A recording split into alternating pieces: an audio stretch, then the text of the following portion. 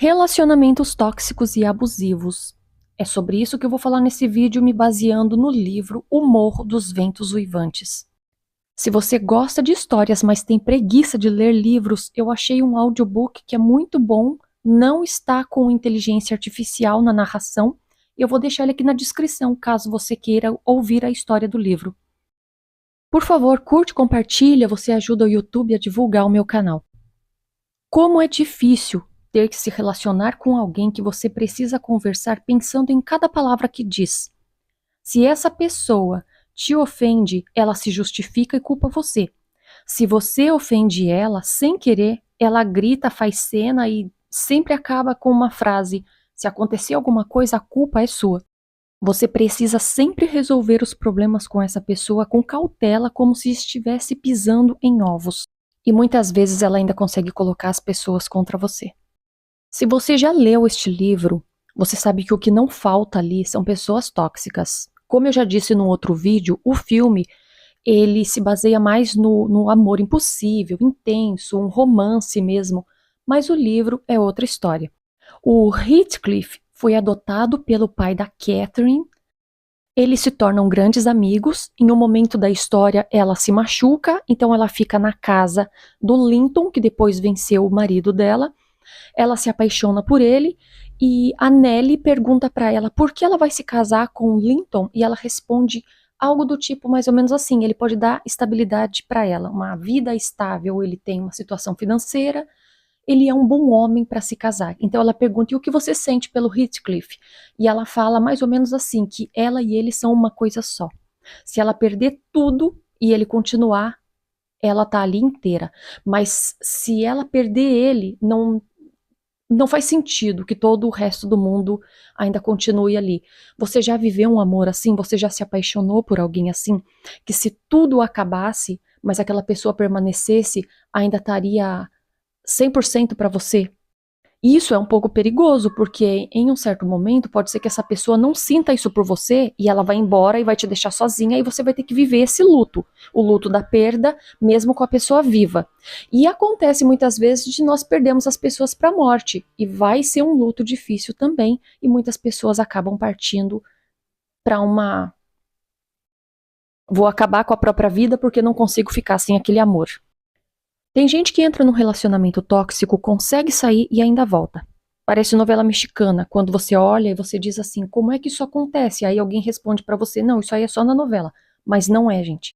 Muitas vezes você já saiu de um relacionamento tóxico, mas você fica tão envolvido com o drama da pessoa que você acaba voltando com ela e ainda assume responsabilidades que não são suas, e muitas vezes por medo de se sentir culpado. Um dia, quando você finalmente se afasta dessa pessoa, você sente que um peso saiu das suas costas, o seu pulmão se enche de ar novamente. Você se pergunta quanto tempo você ficou preso naquilo e durante quanto tempo o mundo precisou girar somente em torno daquela pessoa, como se só ela existisse.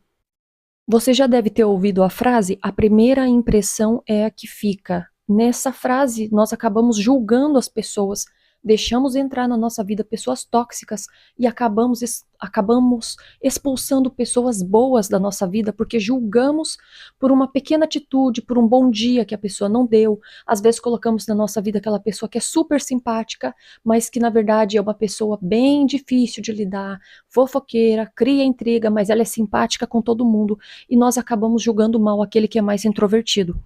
Talvez, para os mais românticos, uma das cenas mais marcantes, mais fortes, é o momento em que ela está perto do momento de morte dela, e o Heathcliff, ele entra e ele ali beija ela, abraça ela, mas nós percebemos que não é um amor muito carinhoso, é um amor violento. Ele pega ela de forma agressiva, e eu me pergunto se talvez eles tivessem ficado juntos, se ele teria sido um bom homem para ela. Para ela, ele e ela eram uma coisa só, mas talvez para ele o mundo fosse só ele mesmo, a raiva, os traumas e tudo que ele tinha.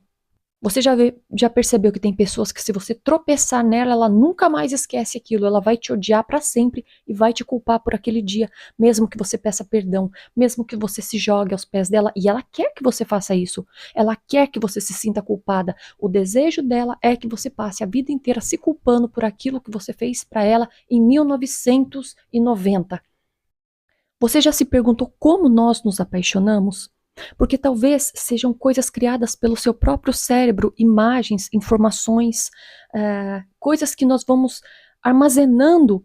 E em um certo momento você encontra com alguém na rua, numa igreja, num curso, na escola, no trabalho, e o seu cérebro conecta tudo aquilo, aquela imagem, e você fala: nossa, estou apaixonado, perdi o chão. Quando eu vejo aquela pessoa, eu fico com o olhinho murcho, igual o Doug Funny quando olha para a Patty Maionese. E você sentir isso é muito perigoso, porque o seu cérebro parece que ele para de raciocinar quando você está com aquela pessoa.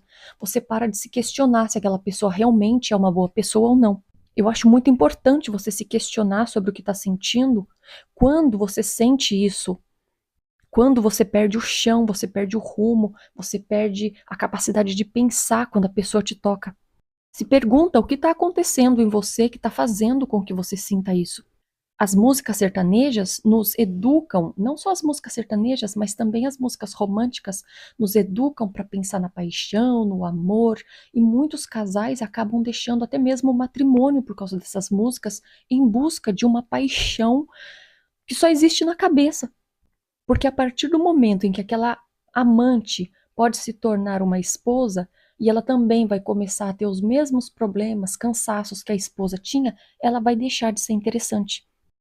A outra coisa que me chama muita atenção nesse livro é que bem no final, quando a filha da Catherine com o Linton começa a se apaixonar pelo primo dela, e ela já é viúva do filho do Heathcliff, ela começa a mostrar carinho por ele. E às vezes nós crescemos num ambiente familiar onde nós não somos educados a demonstrar carinhos, nós somos muito violentos.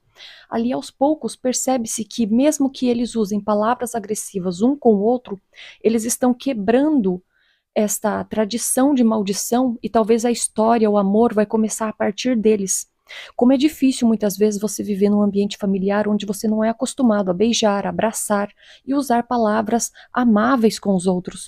Parece que tem sempre alguém te observando. Se você for tentar ser carinhoso com alguém, aquela pessoa, o olhar dela vai te incomodar. Você já sentiu isso? Não importa o que a sua família fez de você, mas o que você vai fazer da sua história. Porque, por exemplo, a história narra, descreve ele como um menino que foi encontrado na rua, parecia um cigano. E como eu escrevi, deixei ali no outro vídeo, a sua etnia não faz o seu caráter. Não é a sua etnia, a sua cor, de onde você veio, a família onde você cresceu, que vai fazer você bom ou mal. Todos os dias da sua vida você pode escolher ser diferente. Se você acha que não existem pessoas perversas no mundo, eu vou contar uma história para você que contam que aconteceu numa cidadezinha do interior de onde meus pais vieram, em Minas Gerais. Tinha um homem que ele gostava de fazer brincadeiras de mau gosto, ele derrubava a cerca das pessoas, o gado das pessoas fugia, as vacas saíam, ele fazia essas brincadeiras bem malvadas mesmo, e não tinha punição, porque ele ficava ali esperando para ver quem seria capaz, quem ousaria contrariar o que ele estava fazendo. E por essa cidade passavam pessoas, assim como conta as histórias na Bíblia, passavam pessoas com lepra e passavam também caravanas de ciganos. Certa vez os ciganos montaram um acampamento deles e ele não queria que os ciganos ficassem ali. Então, o que ele fez? Ele foi lá com o cavalo dele, pisoteou todo o acampamento deles quando os adultos saíram do acampamento e quando eles voltaram, estava tudo destruído. E segundo o que contam, uma mulher, ela gritou muito, ela chorou muito e ela amaldiçoou ele e toda a geração dele, porque os adultos estavam fora daquele acampamento, mas o bebezinho dela tinha ficado lá dentro. E aquele homem matou o bebezinho dela, pisoteando com o cavalo.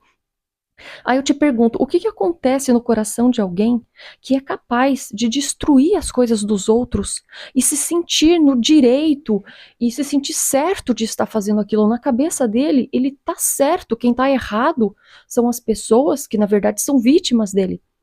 Como não tinha essa punição, essa lei naquele ambiente, com o passar dos anos, acho que alguém se vingou dele. Infelizmente encontraram esse homem morto. Te contei essa história para te dizer que A família desse homem na família dele podia ter gente boa, enquanto ele era ruim. Eu não sei o que eu teria feito no lugar dessa mulher se eu tivesse encontrado o meu bebê morto, pisoteado por um cavalo dentro do acampamento. Você consegue se colocar no lugar dessa mãe nessa situação? Bom, mas como eu já disse, todos os dias somos convidados a escrever uma nova história e deixar uma herança diferente para aqueles que vêm. O meu vídeo já está bem longo, é isso daí. Fica com Deus, a paz de Jesus e o Espírito Santo nos guiando sempre. Até o próximo vídeo. Obrigada por assistir.